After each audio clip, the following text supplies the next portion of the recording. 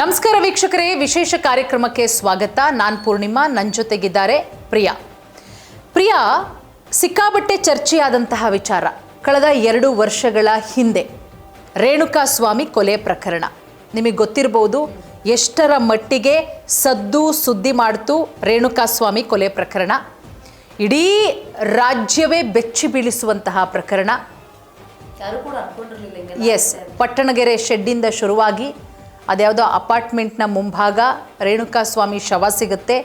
ಅಲ್ಲಿಂದ ಎಷ್ಟೆಲ್ಲ ಟ್ವಿಸ್ಟ್ಗಳು ಟರ್ನ್ಗಳನ್ನು ಪಡ್ಕೊಂಡು ದರ್ಶನ್ನು ಪರಪ್ಪನ ಅಗ್ರಹಾರಕ್ಕೆ ಹೋಗಿ ಅಲ್ಲಿಂದ ಬಳ್ಳಾರಿ ಜೈಲಿಗೆ ಶಿಫ್ಟ್ ಆಗಿ ಬೇಲ್ ಮೇಲೆ ಹೊರಗಡೆ ಬಂದು ಡೆವಿಲ್ ಸಿನಿಮಾದ ಚಿತ್ರೀಕರಣ ಕಂಪ್ಲೀಟ್ ಮಾಡಿ ಮತ್ತೆ ಸುಪ್ರೀಂ ಕೋರ್ಟಲ್ಲಿ ಬೇಲ್ ರಿಜೆಕ್ಟ್ ಆಗಿ ಮತ್ತೆ ಪರಪ್ಪನ ಅಗ್ರಹಾರಕ್ಕೆ ಹೋಗಿ 1 ವರ್ಷ ಆಯಿತು. ಏನೆಲ್ಲ ಆಗ್ತಾ ಇದೆ ಅನ್ನೋದು ಗೊತ್ತಾಯಿತು. ಬಟ್ ಕಳೆದ ಕೆಲ ದಿನಗಳ ಹಿಂದೆ ಮತ್ತೊಂದು ಶಾಕಿಂಗ್ ವಿಚಾರ ದರ್ಶನ್ಗೆ. ಏನದು ಅಂತ ಹೇಳಿದ್ರೆ ಮಾಫಿ ಸಾಕ್ಷಿ. ನಾನು ಮಾಫಿ ಸಾಕ್ಷಿ ಆಗ್ತೀನಿ ಅಂತ ಒಬ್ಬರಲ್ಲ ಇಬ್ಬರಲ್ಲ 3 ಜನ ಬಂದ್ಬಿಟ್ಟಿದ್ದಾರೆ. ನಾನು ಈ ಕೇಸಲ್ಲಿ ಮಾಫಿ ಸಾಕ್ಷಿ ಆಗ್ತೀನಿ ಅಂದರೆ ಮಾಫಿ ಸಾಕ್ಷಿಯನ್ನು ಯಾರು ಹೇಳ್ಬೋದು ಅಂತ ಹೇಳಿದ್ರೆ ಆ ಕೊಲೆಯಲ್ಲಿ ಯಾರು ಭಾಗಿಯಾಗಿರ್ತಾರೋ ಅವರೇ ಮಾಫಿ ಸಾಕ್ಷಿಗಳು. ನಮ್ಮ ಕಾನೂನಲ್ಲಿ ಮಾಫಿ ಸಾಕ್ಷಿಗಳನ್ನು ಯಾರು ಆಗ್ತಾರೋ ಅವರನ್ನು ಆ ಪ್ರಕರಣದಿಂದ ಬಿಟ್ಟು ಕಳಿಸಿರುವಂತ ಉದಾಹರಣೆಗಳು ಕೂಡ ಇದೆ. ಅಂದ್ರೆ ಈ ಕೇಸ್ ಸ್ವಲ್ಪ ಸ್ಟ್ರಾಂಗ್ ಇದೆ ಅಂತ ಲಾಯರ್ಗಳು ಕೂಡ ಹೇಳ್ತಿದ್ದಾರೆ. ಹೌದು, ಮಾಫಿ ಸಾಕ್ಷಿ ಸುಮ್ಮನೆ ನಾನು ಮಾಫಿ ಸಾಕ್ಷಿ ಆಗ್ಬಿಡ್ತೀನಿ, ರಿಲೀಸ್ ಆಗ್ಬಿಡ್ತೀನಿ, ನಾನು ಮನೆಗೆ ಹೋಗಿ ಕುತ್ಕೊಂಡ್ಬಿಡ್ತೀನಿ, ಅದೆಲ್ಲ ನಂಬ್ಕೊಂಡಿರ್ಬೇಡಿ ನೀವು. ಯಾರಾದ್ರೂ ಒತ್ತಡ ಇದ್ರೆ ಅದರಿಂದ ವಾಪಸ್ ಬನ್ನಿ ಅಂತ ಕೂಡ ಹೇಳಿದ್ದಾರೆ. ಮಾಫಿ ಸಾಕ್ಷಿ ಅನ್ನೋದು ಅಷ್ಟು ಈಸಿ ಅಲ್ಲ. ಅದು ದರ್ಶನ್ ಆಗಿರೋದಕ್ಕೆ ಇದಿಷ್ಟು ದೊಡ್ಡದಾಗಿದೆ. ಮೇ ಬಿ ದರ್ಶನ್ ಅಲ್ದಲೆ ಬೇರೆ ಯಾವುದೇ ಸಾಮಾನ್ಯ ವ್ಯಕ್ತಿ ಇದೊಂದು ಕೊಲೆ ಪ್ರಕರಣದಲ್ಲಿ ಸಿಕ್ಕಾಕೊಂಡಿದ್ದಿದ್ರೆ ಇಷ್ಟೊಂದು ದೊಡ್ಡದು ಆಗ್ತಾ ಇರಲಿಲ್ಲ. ಹೌದು, ಅದ್ರಲ್ಲೂ ಕೂಡ ಮಾಫಿ ಸಾಕ್ಷಿಯಾಗಿ ನೀವು ಅವಾಗಲೇ ಹೇಳ್ದಂಗೆ ಒಬ್ರಲ್ಲ ಇಬ್ರಲ್ಲ 3 ಜನ ಮಾಫಿ ಸಾಕ್ಷಿ ಆಗ್ತೀನಿ ಅಂತ ಬರ್ತಿದ್ದಾರೆ. ಅವರಿಗೆ ಮೇ ಬಿ ಎಲ್ಲೋ ಧೈರ್ಯ ಇರಬಹುದು ಅಂತಂದ್ರೆ ಮಾಫಿ ಸಾಕ್ಷಿ ಆಗ್ಬಿಟ್ರೆ ನಾನು ಎಲ್ಲ ಹೇಳ್ಬಿಟ್ರೆ ಅದು ಒಂದು ಇರಬಹುದು ಪ್ರಿಯಾ. ಅದು ಒಂದು ಅಂದ್ರೆ ನಾವು ಬಚಾವಾಗ್ತೀವಿ ಅನ್ನೋದು ಇರಬಹುದು, ಬಟ್ ಗೊತ್ತಿಲ್ಲ. ಬಟ್ ಅದನ್ನು ಹೊರತುಪಡಿಸಿ ಮತ್ತೊಂದನ್ನು ನಾವು ನೋಡೋದಕ್ಕೆ ಹೋದರೆ ದರ್ಶನ್ ಪ್ರಕರಣದಲ್ಲಿ ದರ್ಶನ್ಗೆ ಬಹಳ ಆಪ್ತರೇನೆ ಪ್ರದೂಷ್. ಈ ಪ್ರಕರಣದ A14 ಪ್ರದೂಷ್, ಈ ರೇಣುಕಾ ಸ್ವಾಮಿ ಕೊಲೆ ಪ್ರಕರಣದ A14 ಆರೋಪಿ ಪ್ರದೂಷ್ ಏನಿದ್ದಾರೆ ಇವರು ದರ್ಶನ್ಗೆ ಬಹಳ ಅತ್ಯಾಪ್ತರು. ಅವರ ಕ್ಲೋಸ್ ಸರ್ಕಲ್ಗಳಲ್ಲಿ ಪ್ರದೂಷ್ 1-2 ಸಿನಿಮಾಗಳಲ್ಲೂ ಕೂಡ ಮಾಡಿದ್ದಾರೆ. ದರ್ಶನ್ ಅವರ ಸಿನಿಮಾದಲ್ಲಿ ಪ್ರದೂಷ್ ಅವರು ಆ್ಯಕ್ಟ್ ಮಾಡಿದ್ದಾರೆ. ದರ್ಶನ್ ಅವರಿಗೆ ಬಹಳ ಕ್ಲೋಸು. ಯಾವುದೋ ಒಂದು ಗ್ರೌಂಡಲ್ಲಿ ಕ್ರಿಕೆಟ್ ಆಡುವಂತಹ ಸಂದರ್ಭದಲ್ಲಿ ಅವರಿಬ್ಬರ ಪರಿಚಯ ಆಗುತ್ತಂತೆ. ಒಂದು 10-15 ವರ್ಷಗಳ ಪರಿಚಯ ಅಂತ ಅಂದ್ಕೊಳ್ಳಿ. ಇಂಥ ಪ್ರದೂಷು ಬಹಳ ಕ್ಲೋಸ್ ಆಗಿರ್ತಾರೆ. ದರ್ಶನ್ ಎಲ್ಲಿ ಹೋದ್ರೂ ಜೊತೆಯಾಗೇ ಇರ್ತಾರೆ. ಮತ್ತು ಇಂಜಿನಿಯರಿಂಗ್ ಕೆಲಸ ಕೂಡ ಬಿಟ್ಟಿದ್ರಂತೆ ಪ್ರದೂಷು. ಬಟ್ ಹೌದು, ಮತ್ತು ಇನ್ನೊಂದು ವಿಚಾರ, ಪ್ರದೂಷ್ ಅವರ ಮೇಲೆ ಹಿಂದೆ ಯಾವುದೇ ರೀತಿಯ ಪ್ರಕರಣಗಳು ಕೂಡ ಇರಲಿಲ್ಲ.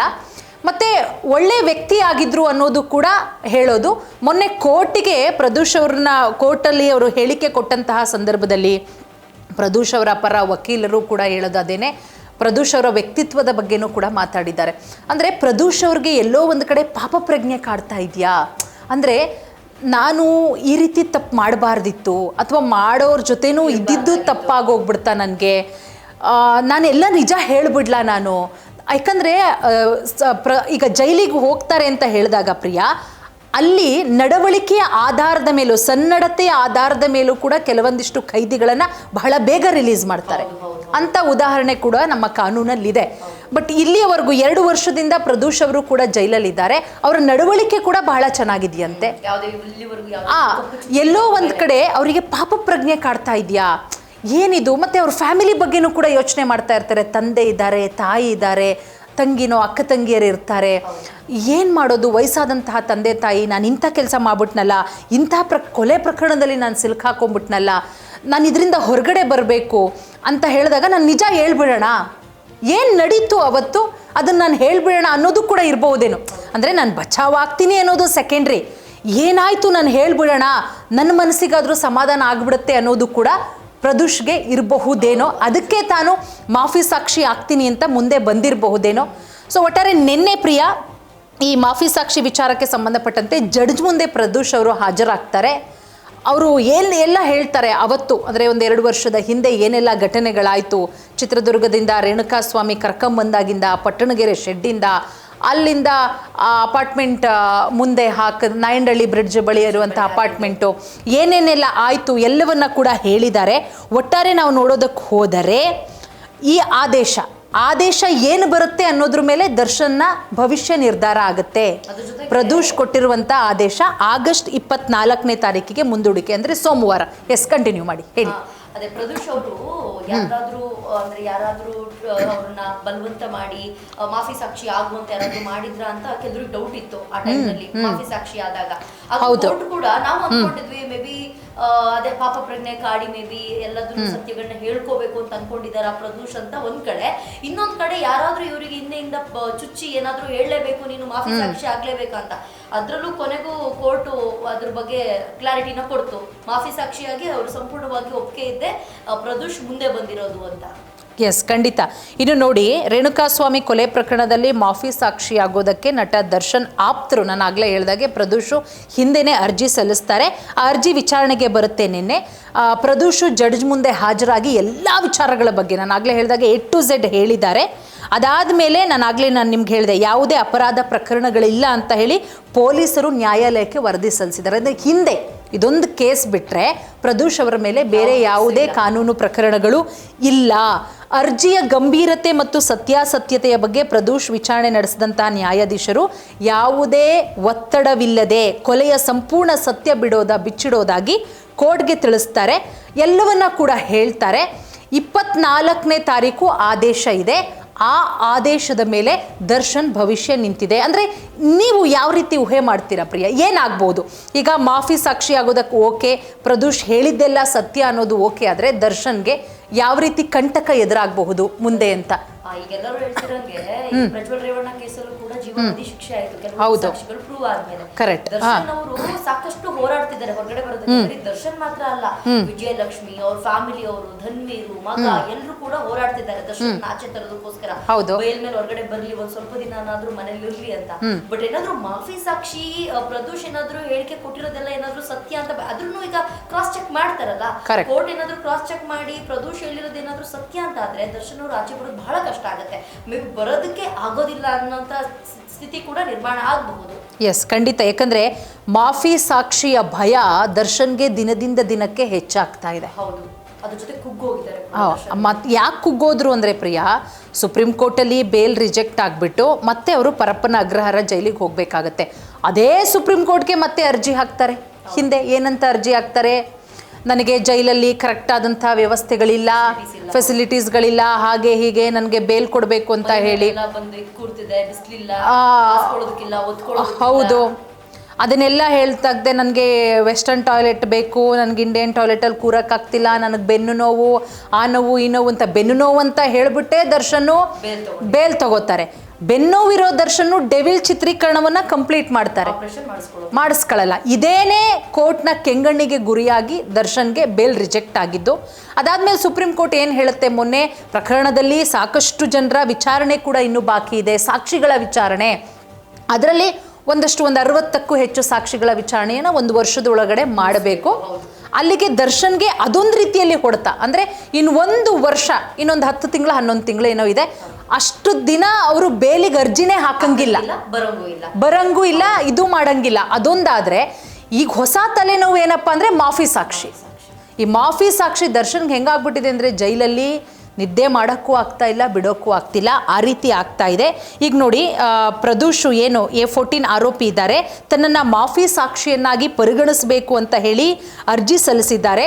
ಸುದೀರ್ಘ ವಿಚಾರಣೆ ಕೂಡ ಆಗಿದೆ 59ನೇ CCH ನ್ಯಾಯಾಲಯದಲ್ಲಿ. ಮುಂದಿನ ಸೋಮವಾರ ಅಂದರೆ 24ನೇ ತಾರೀಕು ಆದೇಶ ಬರೋದಷ್ಟೇ ಬಾಕಿ. ಎಲ್ಲ ವಿಚಾರಣೆ, ವಾದ ಪ್ರತಿವಾದ ಎಲ್ಲವೂ ಕೂಡ ಮುಗಿದಿದೆ. ಈ ಕಡೆ ಪ್ರದೂಷ್ ಪರ ವಕೀಲರದು ಆಗಿದೆ, ಆ ಕಡೆ ದರ್ಶನ್ ಪರನೂ ಆಗಿದೆ, ಸರ್ಕಾರದ ಪರ ವಕೀಲರು ಕೂಡ ಎಲ್ಲವೂ ಕೂಡ ಆಗಿದೆ. ಬಟ್ ಈ ಆದೇಶ ಇದೆಯಲ್ಲ, ಅದು ದರ್ಶನ್ಗೆ ಈಗ ಬಹಳಷ್ಟು ಇಕ್ಕಟ್ಟಿನಲ್ಲಿ ಸಿಲುಕಾಕೊಂಡಿದೆ. ಏನು ಆದೇಶ ಬರುತ್ತೋ, ಯಾಕಂದರೆ ಪ್ರದೂಷು ಅಲ್ಲಿದ್ದಂಥವರು, ಆತ ಹೇಳೋದೇ ನಿಜ ಅಂತ ಪರಿಗಣಿಸುತ್ತಾ, ಅಥವಾ ದರ್ಶನ್ ಪರ ವಕೀಲರು ಇನ್ನೇನೆಲ್ಲ ವಾದ ಮಾಡೋದಕ್ಕೆ ಪಾಯಿಂಟ್ಸ್ಗಳನ್ನು ರೆಡಿ ಮಾಡಿ ಇಟ್ಕೊಂಡಿದ್ದಾರೆ, ಅದು ಕೂಡ ಇಲ್ಲಿ ಬಹಳಷ್ಟು ಕ್ಯೂರಿಯಾಸಿಟಿ ಹುಟ್ಟಿಸುವಂತಹ ಪ್ರಶ್ನೆ. ನೋಡೋಣ ಪ್ರದೂಷ್ ನೀಡಿದಂಥ ಹೇಳಿಕೆಗಳು ಹಾಗೂ ವಾದ ಪ್ರತಿವಾದಗಳನ್ನು ದಾಖಲಿಸಿಕೊಂಡಿರುವಂತಹ 59ನೇ ಸೆಷನ್ಸ್ ಕೋರ್ಟ್ನ ನ್ಯಾಯಾಧೀಶರು ಏನು ಆದೇಶವನ್ನು ಕೊಡ್ತಾರೆ. 24ಕ್ಕೆ ಆದೇಶವನ್ನು ಕಾಯ್ದಿರಿಸಲಾಗಿದೆ. ಒಂದು ಕಡೆ ಪ್ರದೂಷ್ ಸಲ್ಲಿಸಿರುವಂತಹ ಅರ್ಜಿಯ ಪ್ರಕಾರ ಪ್ರಿಯಾ, ಆ ಅರ್ಜಿಯಲ್ಲಿ ಏನಿದೆ ಅನ್ನೋದನ್ನು ನಾನು ಕ್ವಿಕ್ಕಾಗಿ ಹೇಳ್ತಾ ಹೋಗ್ತೀನಿ. ಚಿತ್ರದುರ್ಗ ಮೂಲದ ರೇಣುಕಾಸ್ವಾಮಿ ನಟ ದರ್ಶನ್ ಅವರ ಆಪ್ತ ಸ್ನೇಹಿತೆ ಪವಿತ್ರ ಗೌಡಗೆ ಅಶ್ಲೀಲ ಮೆಸೇಜನ್ನು ಕಳಿಸ್ತಾರೆ ಎಂಬ ಕಾರಣಕ್ಕೆ ಆತನನ್ನು ಅಪಹರಣ ಮಾಡಲಾಗುತ್ತೆ. ಅದಾದಮೇಲೆ ಆತನನ್ನು ಪಟ್ಟಣಗೆರೆ ಶೆಡ್ಗೆ ಕರೆತರಲಾಗುತ್ತೆ. ಆತನನ್ನು ಅಲ್ಲೇ ಬಂಧಿಸ್ಬಿಟ್ಟು ಹಲ್ಲೆ ಮಾಡಲಾಗುತ್ತೆ. ಈ ವೇಳೆ ರೇಣುಕಾಸ್ವಾಮಿಯ ತಲೆಯಿಂದ ರಕ್ತ ಸುರಿತಾ ಇತ್ತು. ಪ್ರದೂಷ್ ಇದನ್ನು ಜಡ್ಜ್ ಮುಂದೆ ಹೇಳಿರೋದು. ಹಲ್ಲೆ ಮಾಡಿದಂತಹ ಸಂದರ್ಭದಲ್ಲಿ ರೇಣುಕಾಸ್ವಾಮಿ ತಲೆಯಿಂದ ರಕ್ತ ಸುರಿತಾ ಇತ್ತು. ಪವಿತ್ರ ಗೌಡ ಕೂಡ ಸ್ಥಳಕ್ಕೆ ಬರ್ತಾರೆ. ಅದಾದಮೇಲೆ ದರ್ಶನ್ ಚಪ್ಪಲಿಯಿಂದ ಹೊಡಿ ಅಂತ ಹೇಳ್ತಾರೆ.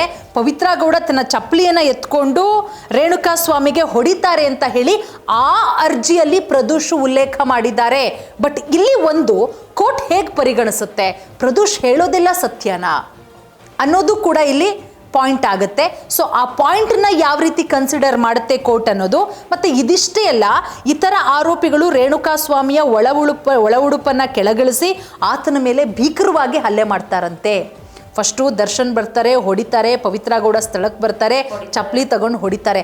ಅದಾದಮೇಲೆ ಬೇರೆ ಬೇರೆ ಆರೋಪಿಗಳಿದಾರಲ್ಲ, ದರ್ಶನ್ನ ಪಟಾಲಂ ಹುಡುಗರು, ಅವ್ರೇನು ಮಾಡ್ತಾರೆ, ಆತನ ಇನ್ನರ್ ವೇರನ್ನು ಕೆಳಗಿಳಿಸ್ಬಿಟ್ಟು ಮನಸ್ಸೋ ಇಚ್ಛೆ ತಳಿಸ್ತಾರೆ. ಆತನ ಮೇಲೆ ಭೀಕರವಾಗಿ ಹಲ್ಲೆ ಮಾಡ್ತಾರೆ. ನಂದೀಶು, ಪವನು, ನಾಗರಾಜು ಮರದ ತುಂಡುಗಳು ನೈಲಾನ್ ಹಗ್ಗದಿಂದನೂ ಕೂಡ ಹಲ್ಲೆ ಮಾಡ್ತಾರಂತೆ. ಈ ಪವನ್ ಯಾರಂತ ಹೇಳಿದ್ರೆ ಪವಿತ್ರ ಗೌಡ ಮನೆಯಲ್ಲಿ ಕೆಲಸ ಮಾಡ್ತಾ ಇದ್ದವನು ಪವನು. ಆತನೂ ಕೂಡ ದರ್ಶನ್ನ ಹುಡುಗ ಅಂತಲೇ ಹೇಳಲಾಗುತ್ತೆ. ನಂದೀಶ್ ಅವರು ರೇಣುಕಾಸ್ವಾಮಿಯನ್ನು ಟಾಟಾ ಎಸ್ ವಾಹನಕ್ಕೆ ನೇಣು ಹಾಕೋದಕ್ಕೆ ಯತ್ನ ಮಾಡ್ತಾರಂತೆ. ನಾಗರಾಜು ನೈಲಾನ್ ಹಗ್ಗದಿಂದ ಮತ್ತು ಇತರ ಆರೋಪಿಗಳು ಮರದ ತುಂಡುಗಳಿಂದ ನಿರಂತರವಾಗಿ ಹೊಡೆಯೋದಕ್ಕೆ ಪ್ರಯತ್ನ ಮಾಡ್ತಾರೆ ಅಂತ ಹೇಳಿ ಪ್ರದೂಷ್ ಆ ಅರ್ಜಿಯಲ್ಲಿ ಉಲ್ಲೇಖ ಮಾಡಿರೋದು. ಗುಪ್ತಾಂಗಗಳಿಗೆ ಪದೇ ಪದೇ ಒದಿತಾರಂತೆ ದರ್ಶನ್. ರೇಣುಕಾಸ್ವಾಮಿ ಗುಪ್ತಾಂಗಗಳಿಗೆ ಪದೇ ಪದೇ ಒದ್ದಿದ್ದಾರೆ ಅಂತಲೂ ಕೂಡ ಉಲ್ಲೇಖ ಮಾಡಿದ್ದಾರೆ. ಒಟ್ಟಾರೆ ಏನೆಲ್ಲ ಹೇಳಬೇಕು, ಅವತ್ತು ಚಿತ್ರದುರ್ಗದಿಂದ ಪಟ್ಟಣಗೆರೆ ಶೆಡ್ಗೆ ಕರ್ಕೊಂಬಂದಾಗಿಂದ ಹಿಡಿದು ಅಲ್ಲಿಂದ ಶಿಫ್ಟ್ ಮಾಡಿದಾಗಿಂದ ಹಿಡಿದು ಏನೆಲ್ಲ ಆಯಿತು ಅನ್ನೋದನ್ನು ಪ್ರದೂಷ್ ಅವರು ಜಡ್ಜ್ ಮುಂದೆ ಹೇಳಿದ್ದಾರೆ. ಈಗ 24ನೇ ತಾರೀಕು ಆದೇಶ ಇರೋದ್ರಿಂದ ಆ ಆದೇಶವೇ ದರ್ಶನ್ಗೆ ಢವಢವ ಶುರುವಾಗಿದೆ. ಸೊ ಕಾದ್ ನೋಡೋಣ ಪ್ರಿಯಾ, 24ನೇ ತಾರೀಕು ಬಹಳ ಬಿಗ್ ಡೇ ಅಂತ ಹೇಳ್ಬೋದು ದರ್ಶನ್ಗೆ. ಕಾಯ್ತಾ ಇರ್ತಾರೆ. ಈಗ ದರ್ಶನ್ ಅಭಿಮಾನಿಗಳಿಗೆ ಹೆಂಗೆ ಅಂದರೆ ಬೇಲಂತೂ ಸಿಗಲ್ಲ, 1 ವರ್ಷ ಬೇಲಂತೂ ಸಿಗಲ್ಲ. ಅಷ್ಟು ಒಳಗಡೆ ನಮ್ಮ ದಾಸನಿಗೆ ಏನೂ ತೊಂದರೆ ಆಗಬಾರ್ದು, ಬೇರೆ ಯಾವುದೇ ಕಂಟಕಗಳು ಎದುರಾಗಬಾರ್ದಪ್ಪ ಅಂತ ಹೇಳಿ ಬೇಡ್ಕೊಳ್ತಿರ್ತಾರೆ. ಏನೇ ಬೇಡ್ಕೊಂಡ್ರು ಒಂದಲ್ಲ ಒಂದು ಕಂಟಕಗಳು ಎದುರಾಗ್ತಾನೆ ಇದೆ. ಎಸ್, ಖಂಡಿತ ಪ್ರಿಯಾ. 24ನೇ ತಾರೀಕು ಏನಾಗುತ್ತೆ ಅನ್ನೋದನ್ನ ಕಾದು ನೋಡಬೇಕಾಗತ್ತೆ. ಧನ್ಯವಾದಗಳು.